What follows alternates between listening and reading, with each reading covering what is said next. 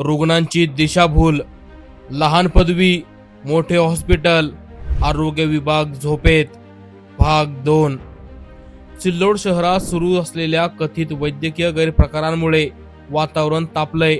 भाग 1 मध्ये उघड झालेल्या धक्कादायक माहितीनंतर आता भाग 2 मध्ये आणखी गंभीर मुद्दे समोर येत आहेत। डॉक्टरांच्या पात्रतेसोबतच आता हॉस्पिटल स्टाफ, रुग्णांची वागणूक आणि रुग्ण हक्कांचे उल्लंघन यावरही मोठे प्रश्नचिन्ह निर्माण झालेत।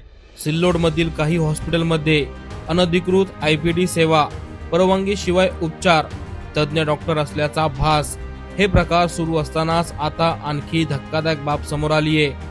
हॉस्पिटल स्टाफ बाबत नियमांचा भंग।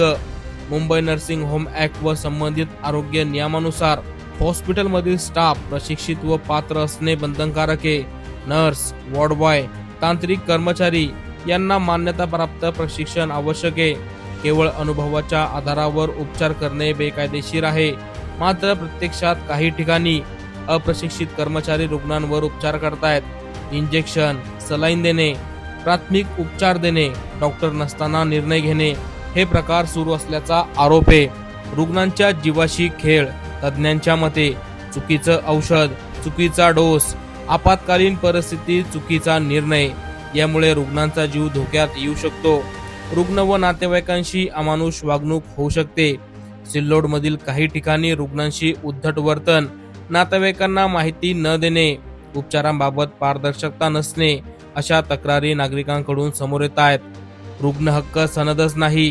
पेशंट्स राईट चार्टर इंडियानुसार प्रत्येक हॉस्पिटलमध्ये रुग्णांचे हक्क स्पष्टपणे लावणे बंधनकारक आहे।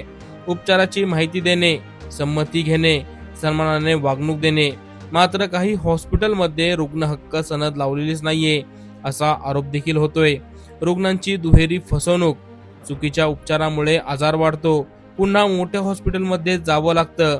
वेळ, पैसा आणि जीव धोक्यात अपात्र स्टाफ ठेवणे, नियमबाह्य हॉस्पिटल चालविणे, रुग्ण हक्कांचे उल्लंघन करणे। नागरिकांची जोरदार मागणी होतीये। सिल्लोड शहरातील सर्व हॉस्पिटलची नोंदणी, परवाने, डॉक्टर व स्टाफची पात्रता, रुग्ण हक्कांची अंमलबजावणी यांची सखोल व तात्काळ चौकशी करावी। सिल्लोड मधील हा कथित वैद्यकीय गोरखधंदा आता गंभीर वळणावर आलाय। प्रशासन कडक कारवाई करणार का, की रुग्णांची दिशाभूल, शोषण आणि जीवाशी खेळ सुरू राहणार? संपूर्ण शहराचं लक्ष आता प्रशासनाच्या पुढील पावलांकडे लागलंय। झुंजार जनता न्यूज सिल्लोडसाठी विशेष प्रतिनिधी, सिल्लोड।